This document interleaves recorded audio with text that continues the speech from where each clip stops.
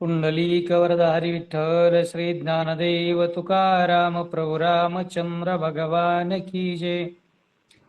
श्री गणेशाय नमः. श्री सरस्वते नमः. श्री प्रभु रामचंद्राय नमः.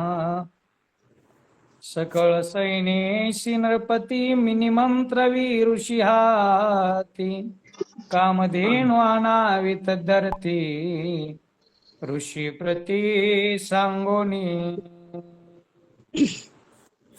ओम नमो ज्याद्या वेद प्रतिपद्या जय जय संसवेद्या आत्मरूपा देवा तुची गणेशू सकलार्थमती प्रकाशू म्हणे निवृत्तीदासू अवधारी जोजी जयाचे केलिया स्मरण होय सकळ विद्येचे अधिकरण तेची वंदू श्री चरण श्री गुरुचे ते नमस्कारो नियाता प्रभु रामचंद्र भगवान की जय. प्राप्त प्रसंगी गौरीपुत्र गणेशाला वंदन करून, कौशल्यापुत्र प्रभु रामचंद्राला वंदन करून, अंजनी पुत्र हनुमंतरायाला वंदन करून, तसेच या ठिकाणी ऑनलाईन ऐकणाऱ्या सर्व श्रोत्यांच्या चरणी नतमस्तक होऊन कथेला सुरुवात. कथेचं अनुसंधान परिहाराबद्दल आपण शेवटी बोलणार आहोत. कथेचं अनुसंधान असं आहे की या ठिकाणी भगवान परशुराम, जमदग्नी ऋषी, रेणुका माता यांची जी कथा आहे ती कथा नाथबाबा आपल्याला सांगतायत. जेव्हा परशुरामाने आपल्या आईचं धड शरीराचे वेगळं केल्यानंतर आपल्या वडिलाकडून वरदान मागून जेव्हा आईला आणि आपल्या बंधू समवेत उठविलं, तेव्हा रेणुका मातेसोबत आदिमाया शक्तीची ज्या ठिकाणी चर्चा झाली, त्यातून त्यांनी जे पुढील कार्य जाणणारे असले, पुढचं जे कार्य आहे ते कार्य करण्यासाठी रेणुका मातेला त्या ठिकाणी प्रवृत्त केलं आणि त्या ठिकाणी सांगितलं की आता काय करा, सगळ्या सैन्य आणि राजा सहस्त्रार्जुन त्या वनामध्ये येईल. वनामध्ये आल्यानंतर ऋषीच्या हातानं त्यांना निमंत्रण. त्यानंतर ऋषीनं त्या ठिकाणी आपल्या जमदग्नी ऋषीनं कामधेनू आणावी आणि त्या सगळ्या ऋषींना जेवू घालण्यासाठीची व्यवस्था करावी. अशा प्रकारची आणि इथपर्यंत कथा आलेली आहे. इथून पुढे काय काय होतंय आपल्याला हळूहळू बघायचे. घ्या महाराज. दुर्लभ उपचार त्रिजगती ते मागून धेनु प्रती साधावया निज कार्यार्थी आदरे नृपती पूजावा. आणि बघा, त्या रेणुका मातेला सांगण्यात आलं की जेव्हा सहस्त्रार्जुन राजा या ठिकाणी येईल तेव्हा सर्व सैन्यासोबत त्यांना जेवणाचं निमंत्रण द्या. सर्व सैन्यासोबत त्यांना जेवणाचं निमंत्रण देऊन त्यांच्या जेवणामध्ये कसलीही कमतरता भासू नये अशा प्रकारचं कामधेनूकडून त्या ठिकाणी अन्न तयार करून घ्यावं. त्या सर्व राजाची, त्या सर्व सैन्याची षोडशोपचारे अशा प्रकारची आदरानं पूजा करावी. अशा प्रकारची माहिती रेणुका मातेला आदिमाया शक्ती देऊ लागली. करिता दोन्ही शक्ती भाषण तव परशुरामे आपण लाहोनी पित्याचे वरदान केले सावधान मातेशी. आणि बघा, अशा प्रकारे जेव्हा त्या दोन आदिशक्ती त्यांचं जे संभाषण चालू आहे ते संभाषण संपल्यानंतर म्हणले त्या ठिकाणी परशुरामानं आपल्या वडिलांच्या वरदानाच्या आधारे आपल्या आईचं त्या ठिकाणी जे धड म्हणले शिर आणि धड जे वेगळं केलं होतं ते वेगळं असलेलं त्या ठिकाणी जोडण्याचं काम केलं. आपल्या आईला त्या ठिकाणी सावध करण्याचं काम केलं. आपल्या आईला आपल्या वडिलांच्या त्या वरदानामुळे आईला पुन्हा जीवदान त्या ठिकाणी प्राप्त झालं आणि जीवदान प्राप्त झाल्यानंतर रेणुका माता त्या ठिकाणी सावध झाल्या आणि सावध झाल्यानंतर परशुरामजी काय करतात ऐका. परशुरामे लाविला हात बंधू झाले सावचित्त तेने नती मातेचा घात तिशीही निज घात नाटवे. आणि बघा, परशुरामाने आपल्या वडिलांचे वरदान घेतल्यानंतर आपल्या त्या पाचही भावाला फक्त हाताचा स्पर्श केला आणि स्पर्श केल्याबरोबर म्हणले ते पाचही भाऊ त्या ठिकाणी बंधू जे आहेत ते सावचित्त झाले. आणि विशेष म्हणजे सावचित्त झाले, आई सावचित्त झाली, परंतु त्यांना परशुरामाने आईचं शिर धडा वेगळं केलेलं आठवत नाहीये, किंवा बंधू त्या ठिकाणी जे गतप्राण झाले होते तेही त्या बंधूंना आठवत नाहीत. जसं एखादं माणूस झोपावं, झोपेतून उठल्यानंतर सावध व्हावं, अशा पद्धतीनं परशुरामजीचे बंधू आणि माता रेणुका ह्या झोपेतून उठल्यासारख्या सावध झाल्या. सावध झाल्यानंतर पुढे काय घडतं ऐका. पुत्रे सोडविले शापापासून, रेणुकेशी आल्हाद पूर्ण, परशुरामा ते आलिंगून, वदे वरदान रणविजयी. आणि बघा, आपल्या मुलानं केलेली कीर्ती, आपल्या मुलानं केलेलं कार्य हे सर्वात जास्त कुणाला आवडत असेल तर आपल्या आईला आवडत असते. आपल्या मुलानं या शापापासून आपल्याला सोडवलेलं आहे याची जाणीव रेणुका मातेला झालेली आहे. जरी त्यांना आठवत नसेल, परंतु त्या भूत भविष्य वर्तमान जाणणारे आहेत. कारण त्यांचा आणि आदिमाया शक्ती त्यांचा संवाद अगोदर झालेला आहे. त्यावेळी शिर हे धडापासून वेगळं होतं, म्हणजे त्यांना पुढं वर्तमानात काय घडणार आहे, भविष्यात काय घडणार याची जाणीव आहे. म्हणून या ठिकाणी रेणुका मातेला अतिशय असा आनंद झाला. आनंद झाल्यानंतर आपला जो मुलगा आहे परशुरामांना त्या ठिकाणी आलिंगन दिलं आणि वरदान दिलं मुलांना, की यानंतर या पृथ्वी तलावर किंवा या भूतलावर तुला नेहमीच विजय प्राप्त होईल, तू रणामध्ये विजयी होशील, अशा प्रकारचं वरदान रेणुका मातेनं परशुरामाला दिलं. राम ऐकता ते वरद गोष्टी, दृढ बांधिली शकून गाठी, पुढील कथेची परिपाटी, सावध दृष्टी अवधारा. आणि बघा, आईनं जेव्हा परशुरामाला वरदान दिलं तेव्हा मात्र जो हा राम आहे, जो हा परशुराम आहे, हा तर खरा राम आहे, परंतु गणपतीकडे त्यांनी शस्त्रास्त्र विद्या संपादन केली, महादेवाकडे कैलासामध्ये जाऊन राहिले. गणपतींनी जेव्हा आपला जो परशुरामाला दिलेला आहे तेव्हापासून परशुराम हे नाव प्राप्त झालेलं आहे. परशुरामानं ह्या सर्व गोष्टी ऐकल्यानंतर मात्र आता शकून गाठ बांधली, आपल्या मनाशी त्या ठिकाणी आता ठरवलं. कारण परशुराम हे सुद्धा परब्रह्म आहेत, भगवंताचा अवतार आहेत, आणि रेणुका माता ह्या सुद्धा आदिशक्ती माया आहेत. आता या पृथ्वी तलावर जेवढं जेवढं म्हणजे या पापाचं ओझं झालेलं आहे, भगवान श्रीकृष्ण गीतेमध्ये सांगतात, यदा यदा ही धर्मस्य ग्लानिर्भवति भारत अभिष्टानम धर्मस्य तदा आत्मनसृजाम्यहम्. जेव्हा जेव्हा या धर्माला ग्लानी येईल, जेव्हा जेव्हा या भूतलावर पाप वाढेल किंवा अधर्म माजेल, तेव्हा तेव्हा मी या पृथ्वी तलावर अवतार घेईन. अशा प्रकारचा हा परशुराम हा सुद्धा त्यातलाच एक अवतार आहे. आणि या परशुरामाने या पृथ्वी तलावर झालेलं जे पापाचं ओझ आहे हे नाहीस करण्यासाठी परशुराम आणि रेणुका माता हे दोघांची या ठिकाणी अवतार आहेत. हे परशुरामाच्या जेव्हा लक्षात आलं तेव्हा त्यांनी शकून गाठ बांधली की आता आपल्याला हे पुढचं कार्य करायचंय. आणि पुढे काय कथा झाली नाथबाबा आपल्याला सांगणार आहे. स्त्री पुत्र झालिया सावधान, जमदग्नी झाला अति उद्विग्न, केवढे क्रोधाचे विंदाण, अधपतनदायक. आणि बघा, जेव्हा आपली पत्नी आणि मुलं सावध झाले, जमदग्नी ऋषीला त्या ठिकाणी ते सावध झाल्यानंतर मात्र आपल्या त्या क्रोधाचा पश्चाताप झाला. जमदग्नी ऋषी स्वतःला त्या ठिकाणी बोलू लागले, हे क्रोधाचं केवढं मोठं कारस्थान आहे. या क्रोधामुळं अधपतनाला जाण्याची वेळ आज माझ्यावर आलेली होती.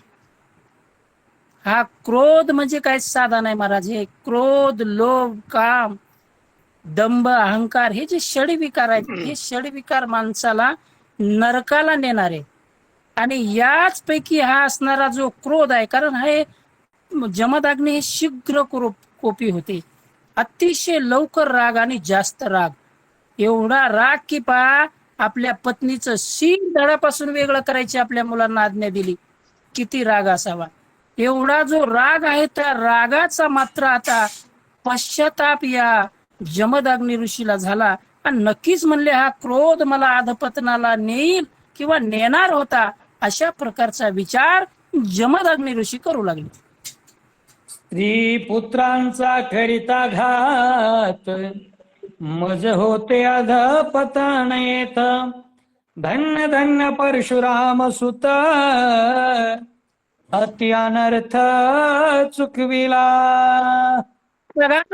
त्या ठिकाणी जमदग्नी ऋषी विचार करतात की या क्रोधामुळं काय हानी होणार होती. या क्रोधामुळं माझ्या हातून माझ्या पत्नीचा घात झाला होता, माझ्या पुत्रांचा घात झाला होता, आणि याला कारणीभूत फक्त माझा क्रोध होता. आणि या क्रोधामुळं आता मला अधपतनाला म्हणजे नरकाला जावं लागणारच होतं. ते चुकणारच नव्हतं. परंतु माझा धन्य धन्य पुत्र परशुराम, या माझ्या मुलामुळे, माझ्या या पुत्रामुळे, माझ्या परशुरामामुळे तो नरकाला जाण्याचा आघात जो आहे तो चुकविला गेला.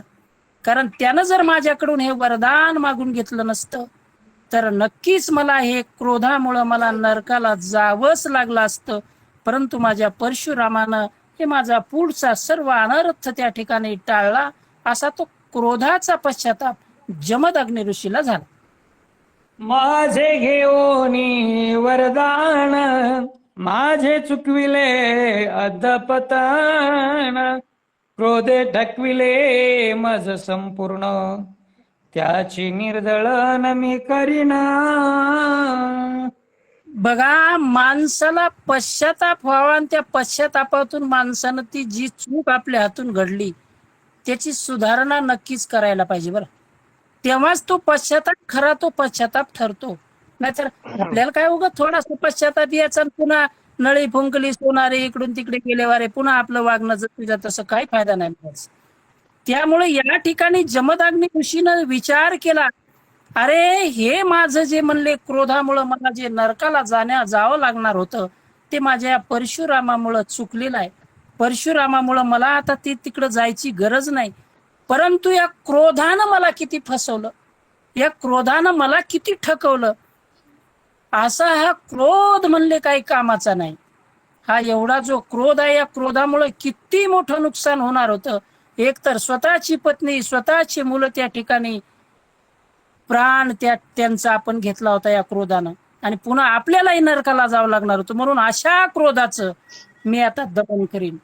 आणि दमन केल्यानंतर मात्र आता या क्रोधाला माझ्याजवळ त्याला थारा राहू देणार नाही, येऊ देणार नाही क्रोधाला, असा विचार जमदग्नी ऋषी करू लागले. क्रोध म्हणजे केवळ मांग, तो मज माझी वसे सांग. जळ माझा योग याग, क्रोध डाग पवित्र. हा क्रोध म्हणजे काय, तर क्रोध हा शूद्र आहे म्हणले. आणि या क्रोधानं काय केलं, माझ्याच जवळ राहिला. बघा, जमदग्नी ऋषी काही साधे महान ऋषी नव्हते. खूप मोठी तपश्चर्या जमदग्नी ऋषींची होती. खूप मोठे ज्ञानी असून सुद्धा फक्त क्रोधाला जवळ ठेवलं आणि त्या क्रोधानच त्या ठिकाणी त्यांचा घात केला होता. परंतु परशुरामाने त्यांचा अनर्थ चुकविला. असा जो क्रोध आहे म्हणले, या क्रोधानं माझ्या जवळ राहून मलाच फसवलं. म्हणून जळो जळो म्हणले हा माझा योग याग. मी जी एवढी तपश्चर्या करतो काय फायदा नाही म्हणले, जळून जाऊ म्हणले, याची राख हो. कारण म्हणले या क्रोधानं माझ्या या जीवनाला कलंक लावला म्हणले, आणि हा कलंक मी मिटवल्याशिवाय राहणार नाही.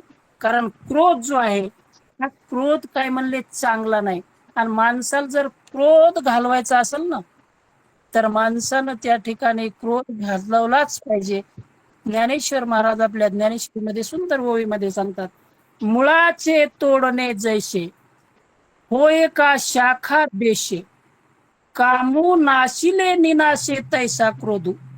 म्हणजे त्या ठिकाणी ज्ञानोबा राया सांगतात की झाडाचं मूळ तोडलं की त्याच्या फांद्या आपोआप जशा सुकतात किंवा वाळून जातात, तसा या क्रोधाचा मुळासकट त्या ठिकाणी त्याला खंदून काढायला पाहिजेत, खोदून काढायला पाहिजेत. तेव्हा तो क्रोध आपल्या अंगातला जातो आणि तेव्हा माणूस त्या ठिकाणी या षडविकारापासून मुक्त होतो. अशा प्रकारचा क्रोध, आता मी याला जवळ ठेवणार नाही, जमदग्नी ऋषी बोलतात. क्रोध एवढा महावैरी बैसला असता जिवारी, जो ज्ञानाची मानी थोरी, तो संसारी महामूर्ख. आणि बघा, हा क्रोध काही साध नाही महाराज. क्रोधानं चांगल्याची त्या ठिकाणी फजिती केलेली आहे, असा क्रोध आहे. क्रोध असल, लोभ असल, काम असल, ही जे षडविकार आहेत, हे जे षडरिपू आहेत, हे मात्र चांगल्या ज्ञानी माणसाला सुद्धा त्या ठिकाणी त्यांची फजिती करतात. हा क्रोध कसा आहे तर मोठा अपराधी आहे म्हणले. या क्रोधानं चांगले फसवलेत. किंवा हा जो क्रोध आहे, हा क्रोध म्हणले तर आपण आपल्याला माहिती आहे, विश्वामित्रा सुद्धा जवळ सुद्धा क्रोध होता महाराज. जमदग्नी ऋषी अतिशय तपस्वी, अतिशय ज्ञानी, परंतु क्रोधानं. म्हणून अशा क्रोधाचा मात्र आता या ठिकाणी मी माझ्याजवळ ठेवणार नाही. या क्रोधाला म्हणले माझा शत्रू समजून या क्रोधाचा नाश करीन, अशा प्रकारची प्रतिज्ञा जणू जमदग्नी ऋषीने केली. अल्प अन्याय देखील यावरी जो तो कोप करी, क्रोध एवढा अपकारी, क्रोधावरी न करीती. आणि बघा, हा क्रोध कसा आहे म्हणले, या क्रोधावर जर अन्याय जर झाला तर तो अन्याय करणाऱ्यावर रागावतो, परंतु त्या क्रोधावर रागावत नाही. ही एक मोठी त्या ठिकाणी म्हणले मायनस पॉइंट आहे त्याचा. रागाला रागावायला पाहिजेत, पण राग हा रागावर रागवत नाही. तो उपकार करत नाही तर तो अपकार करतो. कारण थोडा जरी अन्याय झाला तर अन्याय करणाऱ्यावर आपण ताबडतोब आपला राग दाखवतो, त्या ठिकाणी आपला क्रोध जागा होतो. परंतु या क्रोधावर मात्र आपण कधीच नियंत्रण मिळवण्याचं बघत नाहीत. कारण क्रोधावर नियंत्रण मिळवायला पाहिजे, क्रोधावर रागवायला पाहिजे. आपला जो राग आहे ना, त्या रागावर रागवायचं की का मला राग आला असेल, या रागाची सोय लावतो, असं आपण कधी करत नाही. उलट आपण क्रोधाला त्या ठिकाणी क्रोधावर क्रोध करत नाहीत, उलट त्याच क्रोधानं आपण त्या समोरच्याला किंवा त्या रागाला जास्त वाढवतो. अशा प्रकारचा हा क्रोध कामी नाही. जमदग्नी ऋषी विचार करू लागले. क्रोध अपराधाची थोरी, अतर्के रिघोनी जिवारी, चौपुरुषार्थांची करी बोहरी, नाना परी विभांडी. आणि बघा, हा क्रोध जो आहे, हा क्रोध म्हणले मोठा अपराधी आहे, खूप मोठा गुन्हेगार आहे. तर्काला सुद्धा कळू देत नाही तो, तर्क सुद्धा लागत नाही आपल्या हृदयात कधी प्रवेश करतो तो क्रोध. आणि हा क्रोध काय माहितीये का, जे आपले पुरुषार्थ आहेत, धर्म, अर्थ, काम आणि मोक्ष, या चारही पुरुषार्थाचा पराभव करणारा जर कोणी असेल तर फक्त क्रोध आहे. जो आपला शेवटचा पुरुषार्थ आहे, जो मोक्ष, तो मोक्ष मिळवून देण्यासाठी सर्वात घातक घटक जर कोणता असेल तर हा क्रोध आहे. म्हणून हा क्रोध जो आहे, हा क्रोध चांगला नाही. चारी पुरुषार्थ याच्या पुढे फिके पडतात, चारी पुरुषार्थाचं या ठिकाणी चालू देत नाही, मात्र नरकाला नक्की नेतो. मोक्ष नाही मिळू देत, पण नरकाला नेण्याशिवाय राहत नाही. अशा प्रकारचा क्रोध आहे. जमदग्नी ऋषी विचार करू लागले. क्रोध आलिया कडकडाटी, काम पळे उठा उठी, धर्म जाय बारा वाटी, क्रोधे तुटी अर्थ स्वार्था. आणि बघा हा क्रोध जो आहे ना, क्रोध म्हणले साधा येत नाही, हळू येत नाही, चोर पावलान येत नाही. हा कडकडाट करीत येतो महाराज, गाजत गाजत आल्यासारखा. आणि तो आला काम लगेच पळून जातो. नंतर धर्म 12 वाटीनं पळून जातो. आणि या क्रोधामुळे मग अर्थही राहत नाही, स्वार्थही राहत नाही, परमार्थही राहत नाही, आणि संसार सुद्धा आपला साधल्या जात नाही. क्रोधामुळे नुसता परमार्थच नाही महाराज, संसारात सुद्धा क्रोध घातक. क्रोध हा जीवनात प्रत्येक माणसाला घातक आहे, प्रत्येक क्षेत्रात तो घातक आहे. कारण बघा, कधीही बघा तुम्ही, जेवढे विनम्र होऊन जेवढे तुमचे काम होतील तेवढे तुमचे रागानं क्रोधानं कधीच होणार नाही. राग ज्या ठिकाणी आला, क्रोध ज्या ठिकाणी आला, त्या ठिकाणी तुमचा अनर्थच होणार, तुमचा नाशच होणार, तुमचं कार्य होणारच नाही. अशा प्रकारचा हा क्रोध, क्रोध ज्या ठिकाणी असतो त्या ठिकाणी धर्म सुद्धा राहत नाही, धर्म सुद्धा पळून जातो, अर्थ सुद्धा पळून जातो, स्वार्थही राहत नाही, आणि संसारही त्या ठिकाणी साधले जात नाही. अशा प्रकारचा हा क्रोध घातक आहे. आणि त्या क्रोधाला जवळ आता ठेवायचं नाही, अशा प्रकारचा विचार जमदग्नी ऋषी करू लागले.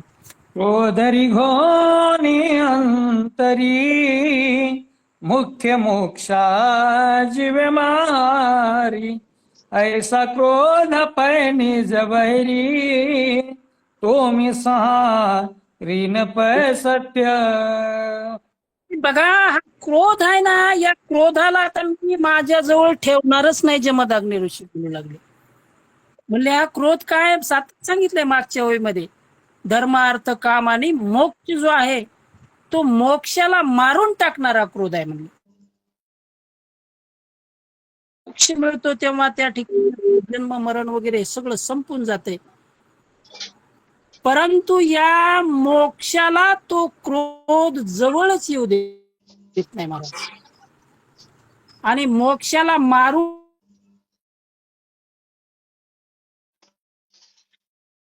क्रोधासारखा दुसरा कोणताच वैरी नाही. आणि मुख्य जो आपला वैरी असतो त्याचा संहार माणसानं केलाच पाहिजे, त्याचा त्या ठिकाणी नाश केलाच पाहिजे. म्हणून या क्रोधाचा मी नाश करीन, याचा मी संहार करीन, जमदग्नी ऋषी त्या ठिकाणी बोलू लागले. ऐसे बोलो नि ऋषी आपण, दृढ घालो नि आसन, आवरोणी प्राणा प्राण, क्रोध दहना करू पाये. बघा, जेवढं म्हणतात ना, गरजेल तो पडेल काय, माणसानं बोले तैसा चाले त्याची वंदावी पावले. जमदग्नी ऋषीनं नुसता विचार नाही केला महाराज, आपण विचार करणार आहेत. आपण करतो, उद्या आपल्याला, उद्यापासून खोटं बोलायचं नाही, उद्यापासून आपल्याला क्रोध येऊ द्यायचा नाही, ही आपली फक्त बोलण्यापुरतीच भाषा असते महाराज. उद्या जर आला की उद्यापासून आपण नेहमीच येतो पावसाळा, तशा प्रकारे चालू. पण इथे जमदग्नी ऋषीनं मात्र जसं बोलले तसंच कृतीत आणायला सुरुवात केली. लगेच एवढं त्यांनी बोलल्यानंतर लगेच दृढ आसन घातलं. आपल्या नाकातील प्राणवायू, गुद्वारातील अपान वायू यांची एकरूपता करून त्यांना दोघांना आत खेचलं महाराज. आत खेचून त्या ठिकाणी आपल्या अंगामध्ये असणारा जो क्रोध आहे, या क्रोधाचं दमन करायला सुरुवात केली. क्रोध मने ऋषी विचारी, मज निघाल्या देहा बाहेरी, व्रता जाईल तुझी थोरी, तृणावारी न पुसती. पहा महाराज, ज्या वाईट गोष्टी असतात त्या वाईट गोष्टी खूप पटवून सांगतात बरं, कारण ते लवकर पटते बी माणसाला. या ठिकाणी क्रोधानं सांगितलं जमदग्नी ऋषीला, महाराज तुम्ही हा जो खटाटोप करताय, हे क्रोधाला म्हणजे मला काढून टाकण्यासाठी तुम्ही जे हे नियोजन केलं, हे चुकतंय बरं तुमचं. कारण जेव्हा मी तुम्हाला सोडून जाईल तेव्हा तुमच्यातला मोठेपणा पण जाणार आहे सोबत. तुम्हाला कोणी विचारणार नाही, तुम्हाला कचऱ्याप्रमाणे धरतील, गवतासारखं समजतील. आता तुमचा जो वट आहे, आता तुमचा जो रुबाब आहे, हा फक्त माझ्यामुळे आहे. मी क्रोध तुमच्या सोबत आहे म्हणून तुम्हाला त्या ठिकाणी सगळे त्रिभुवनातले लोक भीतात. पण जेव्हा मी तुम्हाला सोडून जाईल ना, तेव्हा तुम्हाला कुणीही विचारणार नाही. अशा प्रकारचा क्रोध जमदग्नी ऋषीला बोलू लागला.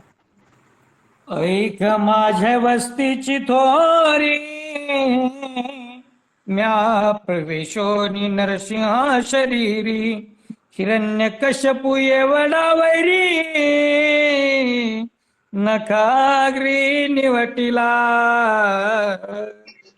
हे जमदग्नी ऋषी, माझ्या पराक्रमाची थोरी बघायची का? सांगू का तुला माझ्यामध्ये काय काय आहे तर? अरे मी जिथं जिथं राहिलो तिथं तिथं मोठी कीर्ती केली, मोठा पराक्रम केला, खूप मोठी ख्याती केली. तुला सांगायचीच असेल तर ऐक. म्हणले जेव्हा म्हणले नरसिंहाचा अवतार झाला, तेव्हा नरसिंहाच्या अवतारामध्ये नरसिंहाच्या देहामध्ये मी प्रवेश केला होता. क्रोध सांगतोय. आणि जेव्हा मी त्या नरसिंह शरीरामध्ये प्रवेश केला, तेव्हा एवढा मोठा असणारा हिरण्यकश्यपू सारखा घातक वैरी फक्त नखानेच खुडून मारला, नखानच आतडे बाहेर काढले. एवढी माझी ख्याती, एवढा माझा पराक्रम आहे, म्हणून मला बाहेर घालवण्याच्या फंद्यात कशाला पडता महाराज? मी जर तुमच्यापासून गेलो तर तुम्हाला काडीची किंमत राहणार नाही. क्रोध जमदग्नी ऋषीला बोलू लागला. म्या शिवरूपी घालो निठाणे, त्रिपुर निवटिला क्या बांधे, माझे नियोगे त्रिनयने, जीवे मारणे जालंधर. महाराज म्हणले माझी ख्याती खूप मोठी आहे. मी भगवान शंकराच्या देहात राहून त्रिपुर नावाच्या मोठ्या राक्षसाचा त्या ठिकाणी नाश एका बाणानच केला, आणि तो फक्त माझ्यामुळे झालेला आहे. मी जर म्हणले महादेवांच्या भगवान शंकराच्या देहामध्ये नसतो तर कदाचित तो त्रिपुरा राक्षसांचा नाश झाला नसता. माझ्यामुळेच म्हणले भगवान शंकरांनी जालिंदर दैत्याचा सुद्धा नाश केला. माझी ख्याती लहान नाही महाराज. मला तुम्ही या ठिकाणाहून बाहेर काढण्याचा प्रयत्न करू नका. तुमची किंमत कमी होईल, तुम्हाला त्या ठिकाणी काडीची किंमत राहणार नाही. गवताप्रमाणे तुमचं त्या ठिकाणी तुम्हाला लोक समजतील, म्हणून मला काढण्याचा प्रयत्न करू नका. क्रोध विनंती जमदग्नी ऋषीला करू लागले. म्या हरी घोनी विष्णू देही, मधुकैठभ मारिले ठाई, म्या संचरोनी कुमाराच्या देई, मर्दिला पाहिल नासुर. हे म्हणले माझी ख्याती लहान नाही. कितीतरी तुला उदाहरणं देता येतील. स्वतः भगवान विष्णूच्या देहामध्ये म्हणले मी प्रवेश केला, तेव्हा म्हणले मधु आणि कैटभ नावाच्या 2 दैत्यांना जागीच भगवान विष्णूने मारून टाकलं. मी म्हणले कार्तिक स्वामीच्या देहामध्ये गेलो, तेव्हा म्हणले कार्तिक स्वामीनं लवणासूर नावाच्या राक्षसांचं मर्दन केलं. म्हणून माझी ख्याती काही लहान नाही. ऋषीवर्या, मला तुम्ही तुमच्या देहातून बाजूला काढण्याचा प्रयत्न करू नका, अशी क्रोध विनंती जमदग्नी ऋषीला करू लागले. ऐसे माझी नियोगे जाण, देवाही केले दुष्ट निर्दळण, विचारी ऋषिराया तू आपण, मजविना तू तृण प्राय. हे ऋषीवर्या, हे जमदग्नी ऋषी, तुम्ही विचार करा, तुमच्या मनाला विचारा. मी ज्यांच्या ज्यांच्या देहामध्ये गेलो त्या ठिकाणी अनेक दुष्टांचा सुद्धा संहार झाला. प्रत्येक देवाच्या देहामध्ये मी त्या ठिकाणी गेलो आणि त्यामुळे सर्व दानवांचा नाश करण्यामध्ये माझा महत्वाचा वाटा राहिलेला आहे.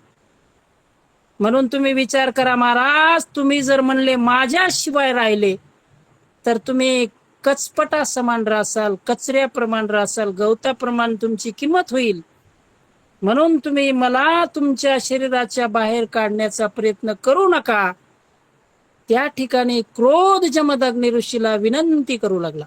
तू मज दवडिल्या ऋषी, तुझी दशा होईल कैशी, ते मी सांगेन तुझ पाशी, सावधानेशी अवधारी. बघ म्हणले, तू मज दवडिल्या ऋषी. अरे ऋषीवर्या, तुम्ही जर मला या ठिकाणाहून दौडून लावलं ना, तुमच्यातून काढून टाकलं ना, तर तुझी दशा होईल कैशी. तुमची दशा काय होईल सांगू का? तुम्हाला सांगतो म्हणले, सावधानपणा ऐका, लक्ष देऊन ऐका. ज्या वेळेस तुम्ही तुमच्या शरीरातून या क्रोधाला म्हणजे मला बाजूला काढाल ना, तेव्हा तुमची दशा काय होईल म्हणले पुढच्या ओळीमध्ये सांगतो. मज निघाल्या देहा बाहेरी, बाईला घेती टोलवारी, तुझ मारिल्या तोंडावरी, साठोप शरीरी तुझ नाही. आणि बघा म्हणले, तुमची दशा काय होईल सांगतो. मज निघाल्या देहा बाहेरी, बाईला घेती टोलेवारी. अरे म्हणले, जेव्हा मी तुमच्या देहामधून बाहेर पडेल ना, तेव्हा बायको सुद्धा नवऱ्याला मारती. बायकोच सुद्धा नवऱ्याला मार खावा लागतो. ती सुद्धा मारायला कमी करत नाही. तिनं जर म्हणले तुमच्या तोंडावर मारलं, तर तुमच्यामध्ये बळ, अहंकार, राग राहील का? तुमच्यामध्ये ताकद राहील? रागच नाही आल्यावर काय?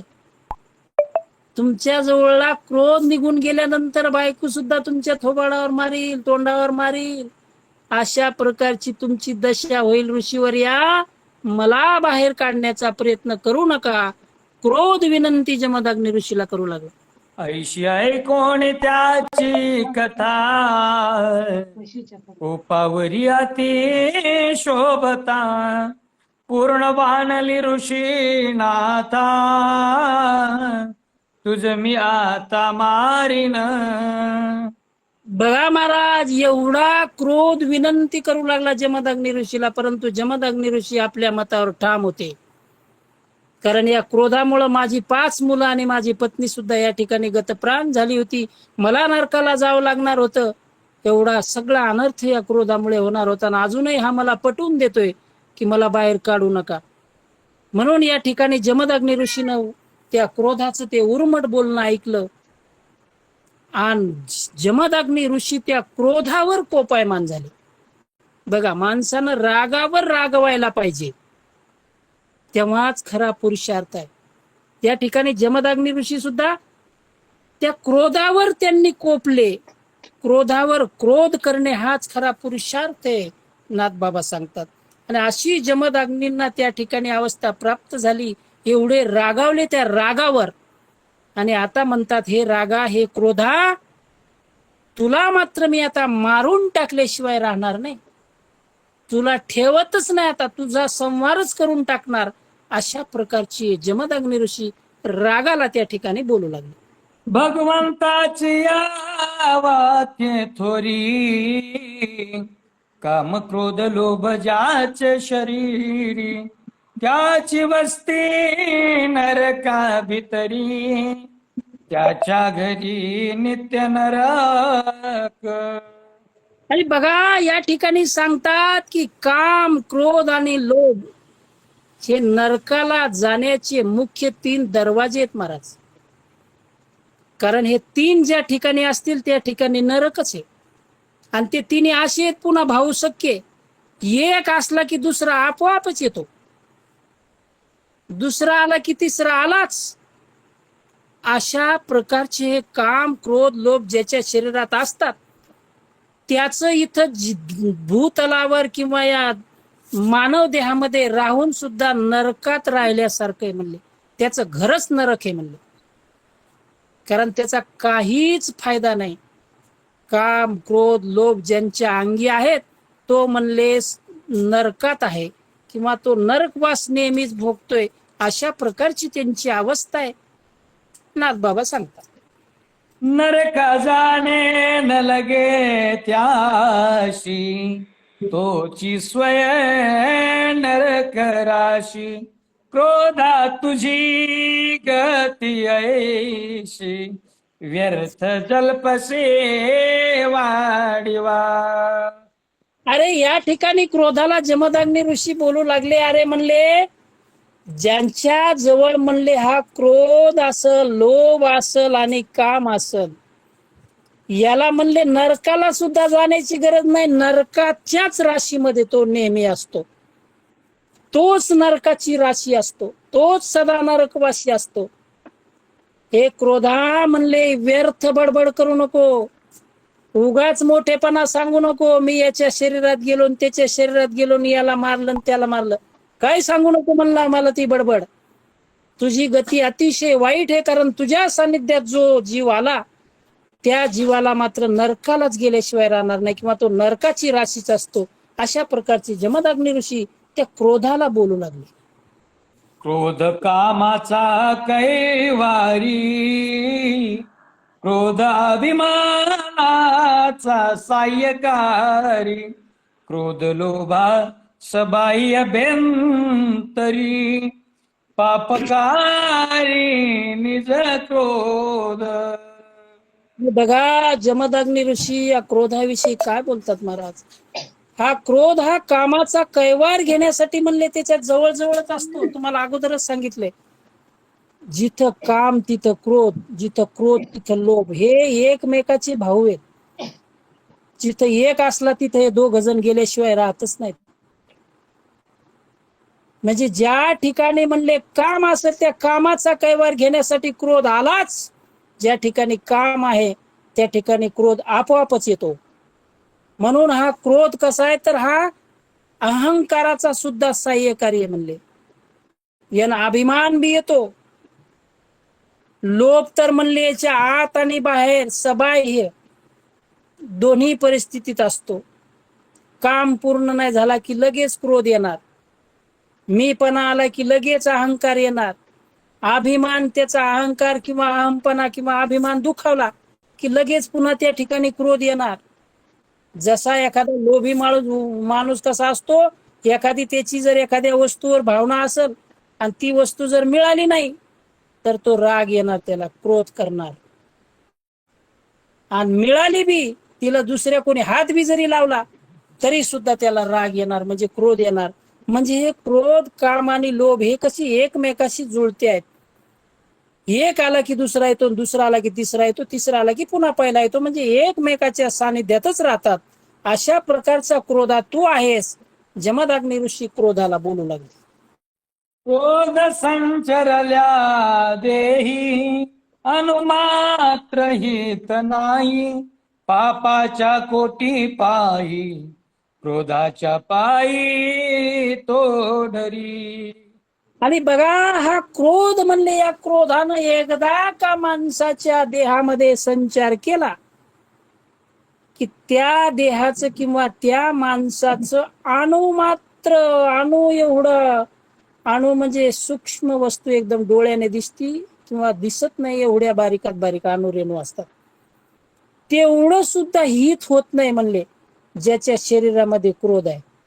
बघा तुम्ही मागचे पुरावे बघा, ज्यांच्याकडे राग आहे ना, ज्याच्याकडे क्रोध आहे, ज्याच्याकडे लोभ आहे, अशा माणसाचं कधी भलं झालं नाही. तर हे जे क्रोध आहे म्हणले, एकदा त्यानं तुमच्या शरीरामध्ये, तुमच्या देहामध्ये संचार केला, तुमचं अणु इतकं सुद्धा त्या ठिकाणी हित होणार नाही. उलट म्हणले या क्रोधामुळं कोट्यावधी पापाचे अलंकार जसे तुम्ही तुमच्या अंगावर धारण करता, अशा प्रकारच्या क्रोधाचे अलंकार तुमच्या अंगावर घातल्याप्रमाणे होते. अशा प्रकारचा क्रोध तू आहेस. जमदग्नी ऋषी क्रोधाविषयी बोलू लागले. ऐसे बोलोनी जमदग्नी, चेतऊ पाहे जो योगाग्नी, तो क्रोध निघता गजबजोनी, देह त्यागोनी ऋषीचा. आणि बघा एवढं सारं त्या क्रोधाला बोललं तरी क्रोध मात्र चिटकूनच बसू लागला बरं जमदग्नी ऋषीला. मला सोडू नका महाराज, मला राहू द्या तुमच्या सोबत, परंतु देह जावो अथवा राहो पांडुरंगी दृढ भाव. एकदा आमच्या जमदग्नी ऋषीने विचार केला, क्रोधाला ठेवायचंच नाही, क्रोधाचा संहारच करायचा. म्हणून आता जमदग्नी ऋषीनं काय केलं, स्वतः ठिकाणी आपला योगाग्नी प्रदीप्त केला. योगाग्नी प्रदीप्त केला. महाराज माईक बंद करा, बाबासाहेब महाराज. बर बाबासाहेब महाराज, बाबासाहेब. हो करतो. त्या ठिकाणी जमदग्नी ऋषीनं आपला योगाग्नी प्रदीप्त केला आणि त्या क्रोधाला जाळू लागले महाराज. क्रोधाला जाळू लागले. एवढ्यात या क्रोधाला भीती वाटू लागली, क्रोधाला वाटू लागलं महाराज आता हे जमदग्नी ऋषी मला जाळल्याशिवाय काय राहणार नाहीत. आणि जाळण्यापेक्षा म्हणले आपण पळूनच गेलेलं बरं. कारण ज्या ठिकाणी आपल्याला सजा मिळते त्या ठिकाणी कशाला थांबायचं, आपण पळालेलंच चांगलं. म्हणून तो क्रोध आहे, तो क्रोध मात्र आता जमदग्नी ऋषीच्या शरीराला सोडून पळायला लागलेला आहे. क्रोध मने ऋषीनाथ तुझी आज्ञा वंदोनी माता मी निघालो जी तत्वता कोट्यात म्यारावे. बघा महाराज, हा क्रोध त्या जमदग्नीच्या त्या योगाग्नीला, त्याला वाटलं आता माझी याच्यात राग झाल्याशिवाय राहणार नाही. लगेच म्हणले देह सोडून बाहेर जाऊन उभा राहिला आणि पुन्हा जमदग्नी ऋषीला विनंती करू लागला, महाराज मी म्हणले तुमची आज्ञा पाळून तुमच्या शरीरातून बाहेर आलो, तुम्हाला शरण आलो, तुमच्या पाया पडतो, तुम्ही म्हणसाल ते मी ऐकतो. पण आता फक्त मला एकच सांगा की मी आता कुठे जाऊ. कारण तुम्ही तुमच्या शरीरातून मला बाहेर काढल्यानंतर मला राहायला कोणती तरी एखादी जागा द्या, मला कुठंतरी राहण्यासाठी आसरा द्या, अशी विनंती क्रोध जमदग्नी ऋषीला करू लागला. ऋषी होय विचारिता माझ्या क्रोधाची दुर्धरता यासी वस्ती न दिसे सर्वता म्या काय आता सांगावे. आणि बघा जमदग्नी ऋषीनं त्या क्रोधाचा विचार ऐकला. बरं विचार ऐकला आणि विचार करू लागले की हा जो माझ्या अंगामध्ये जो असणारा क्रोध आहे, हा क्रोध काही साधा नव्हता. कारण जमदग्नी ऋषी हे शीघ्र कोपी होते, जेवढ्या लवकरात लवकर राग येईल अशा प्रकारचे ते ऋषी होते. आणि अतिशय भयानक राग. एका क्षणात आपल्या 5ही मुलाला गतप्राण केलं होतं आणि आपल्या 6व्या मुलाला सांगितलं उडव आईचं शिर. इतका शीघ्र कोपी असणारे जमदग्नी ऋषी विचार करू लागले, माझ्या अंगामध्ये हा क्रोध होता, माझ्या अंगामध्ये जेवढा त्या क्रोधाची प्रखरता होती तेवढी सहन करण्यासारखा दुसरा कोणी मला या ठिकाणी दिसत नाही, तेवढी जागा मला दुसऱ्या कोणाकडे दिसत नाही. या क्रोधाला ठेवावंच कुठं, या क्रोधाला आता मी काय सांगू, असा विचार जमदग्नी ऋषी करू लागले. ऐसी जमदग्नी करिता चिंता परशुधरा कळले तत्वता चरणी ठेवो नियमाता होय बोलता ती नम्र. बघा महाराज, परशुरामाला आपल्या वडिलांची चिंता, वडिलांची काळजी मात्र कळून आली. जमदग्नी ऋषी ज्या चिंतेत होते, ज्या काळजीत होते, जो विचार करू लागले त्या क्रोधाविषयी, त्यांचा भाव परशुरामांना कळाला. ते लगेच आपल्या वडिलांच्या जमदग्नी ऋषीच्या पायावर त्या ठिकाणी नतमस्तक झाले, नम्र झाले आणि आपल्या पिताश्रीला काय बोलू लागले ऐका. स्वामीचा कोपाती दारुण सर्वत्र करील दहन यासी करावे मदर्पण कृपा करुणा स्वामी. बघा परशुरामानं जमदग्नी ऋषीच्या पायावर नतमस्तक झाले त्या ठिकाणी आणि आपल्या पित्याला त्या जमदग्नी ऋषीला बोलू लागले, स्वामी हा जो क्रोध आहे, हा क्रोध कसा आहे तर अतिशय दारुण आहे. याची तीव्रता खूप मोठी आहे. खूप दारुण अशा प्रकारचा हा क्रोध आहे आणि हा क्रोध सर्वत्र नाश करत राहील म्हणले. कधीच कुणाचं चांगलं होऊ देणार नाही. म्हणून आता तुम्ही काय करा, या क्रोधाला म्हणले माझ्या स्वाधीन करा, माझ्या ताब्यात द्या याला. माझ्या ताब्यात आल्यानंतर म्हणले याला कसं वागवायचं आणि कसं नीट करायचं ते मी करील. अशा प्रकारची विनंती आपल्या पित्याला जमदग्नी ऋषीला परशुरामजी करू लागले. जमदग्नी विचारे आपण माझ्या क्रोधाती साठवण परशुधर शुद्ध संपूर्ण हा रामार्पण करावा. आणि बघा, जमदग्नी ऋषीने त्या ठिकाणी परशुरामाची विनंती मान्य केली आणि विचारही केला. मागेल कोणी बी हो, परंतु ती वस्तू सांभाळण्याची त्याच्यामध्ये कुवतही लागेल. या ठिकाणी हा क्रोध जमदग्नीला माहित होता आपल्या अंगातला क्रोध कसा आहे. हा क्रोध काही साध्या सुद्या माणसाजवळ राहू शकत नाही. म्हणून त्याची पात्रताही तशीच लागल या क्रोधाला सांभाळण्याची, या क्रोधावर मात करणारा व्यक्ती लागल.